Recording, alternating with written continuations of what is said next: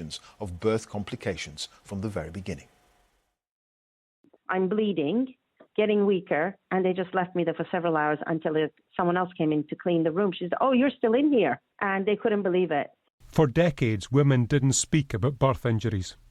I was being pressured to have an induction when I felt there was no medical proof to do so. The decision was made to have a C-section, and at that point I just gave my body over. I just felt, I don't trust these people, but I'm just going to have to give in.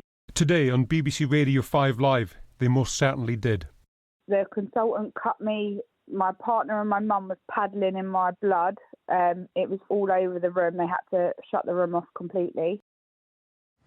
The women were responding to a parliamentary inquiry launched after a backbench MP told the Commons what had happened to her. I remember the trolley bumping into the walls and the medical staff taking me into theatre and being slid onto the operating table. Bitch! Felicity Benyon was one of the 1,300 people who came forward to tell of their experience.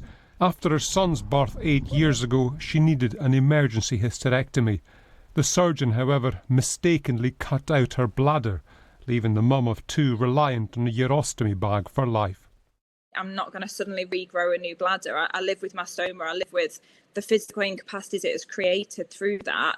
But as time goes on, the physical things heal and you get used to them. They become your new every day. It's the emotional and mental things that take so much longer.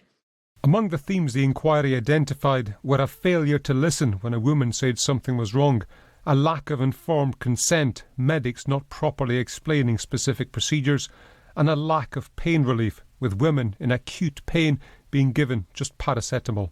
Sadly, there does seem to be a maternity postcode lottery in this country. When I was looking for patterns, it was clear it wasn't just individual trusts or certain parts of the UK, but it is actually a national challenge.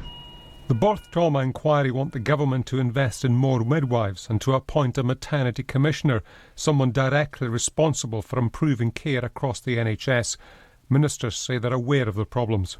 I have prioritised women's health and maternity services as one of the health priorities of this government. I am confident that we will see changes, not just in the far future, but in the near term as well. The inquiry found that black and Asian women appear to experience particularly poor care, sometimes as a direct result of racism. Campaigners say more work is now needed. There's so many missed opportunities in all of these reports to look specifically at data that looks on ethnic minorities so that that can be picked up and dissected and we can find out what's really going on there. The vast majority of women will have a healthy birth experience, but this inquiry highlights where care still needs improving. Michael Buchanan, BBC News.